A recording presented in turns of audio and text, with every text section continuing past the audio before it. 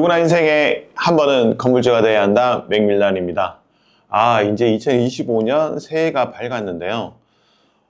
지금 뭐 항상 얘기하고 있는 게 우리나라 경제가 지금 거의 1%대 올해는 될 거라고 생각을 하고 있고, 그리고 전체적으로 지금도 보면 이제 비상계엄으로 촉발된 탄핵 국면, 그리고 이제 그런 탄핵 심판이라든지 이런 부분이 있어서 정치적으로 불안정한 상황이 계속되고 있는데요. 그렇다면 과연 2025년도에 우리나라에는 투자를 하지 말아야 될까요? 저는 오히려 이런 부분이 되게 투자의 호기라고 생각할 수 있는데요. 그러니까 2024년도보다는 2025년도가 우리나라의 투자, 그러니까 주식 투자뿐만 아니라 부동산 투자, 관련된 투자의 어떤 호기가 점점 다가오는 부분이지 않냐라는 부분에 대한 거를 오늘 좀 말씀을 드리고 싶어서 이렇게 촬영을 시작하게 되었습니다. 가장 크게 보고 있는 게 금리 인하입니다.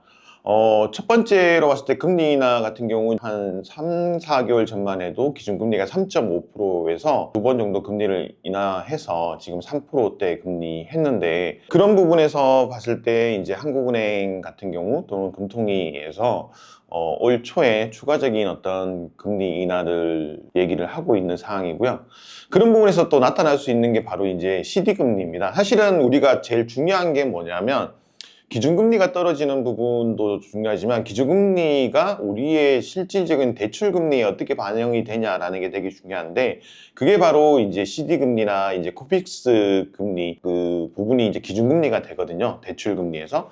저 같은 경우도 보통 보면 이제 90일 1일 그 CD금리를 기준금리로 해서 플러스해서 가상금리 해서 저는 대출금리가 산정이 되고요.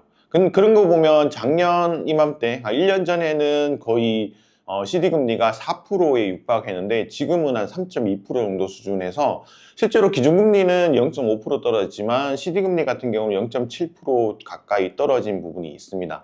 이렇게 기준금리가 반영되면 대출금리가 인하되고, 이런 대출금리의 인하가 실질적으로 보면 부동산 투자를 투자한 사람들의 입장에서는 투자 유인을 훨씬 더 올 수 있는 어떤 그런 금리 인하에 대한 영향이 있고, 향후에 올 초에 추가적으로 금리 인하가 된다 그러면 아무래도 이제 투자자 입장에서는 금리에 대한 부담, 대출 이자에 대한 부담이 줄어들고, 그런 부분에서 좀 더 공격적으로 투자에 대한 여건이 되지 않을까라는 부분이 이제 첫 번째 이유고요.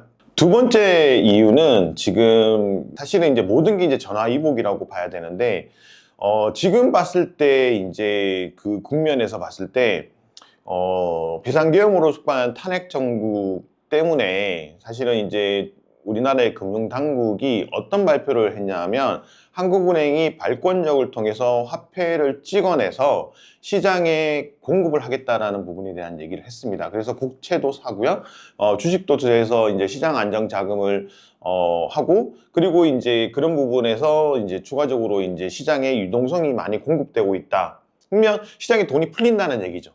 예, 이 두 가지 이유 때문에 실제로 이제 내수 경기가 회복되는 부분이 또 될 거라고 생각을 합니다. 그 이유는 뭐냐 하면 실제로 보면 아무래도 소비자들 입장에서는 대출 이자에 대한 부담이 떨어지면 실질적인 소득이 늘어나는 부분이 되고, 그리고 시중에 돈이 풀리면 아무래도 이제 시중에 유동되는 부분에서 돈을 더 빌리게 쉽게 되는 부분이 되고요. 그런 부분에서 사람들이 더 소비를 할 수 있는 여력이 좀 있어지고, 내수가 살아나면 우리나라의 내수 경제 자체가 이제 회복될 수 있다. 그래서 예상보다는 우리나라의 경제가 좀 더 좋아질 수가 있다. 왜냐하면 금리 인하하고 시중에 돈을 푸는 부분에 대한 요인 때문이라고 볼 수 있고요. 이런 부분이 이제 투자 자산으로 이렇게 들어가게 되면 결국에는 투자 자산에 대해서 뭐 우리나라 주식이라든지 또는 우리나라 그 채권이라든지 또는 우리나라의 이제 핵심 지역의 부동산에 대한 투자가 늘어나게 될 것 같다고 생각할 수 있고요. 사실은 그런 부분에서 가장 수혜를 받을 수 있는 게 상대적으로 저평가되어 있는 주식 시장 플러스, 그리고 이제 결국엔 우리나라 사람들이 투자를 했을 때 제 1순위로 하는 게 뭐냐면 결국엔 부동산 투자예요. 왜냐하면 부동산 투자를 했을 때 실패를 보다는 성공의 확률이 되게 높았기 때문에, 그런 부분에서 핵심 지역의 부동산, 특히 토지라든지 플러스 알파적으로 이제 신축 사업에 대한 니즈, 수요도 되게 많이 증가될 거라고 생각을 하고 있습니다.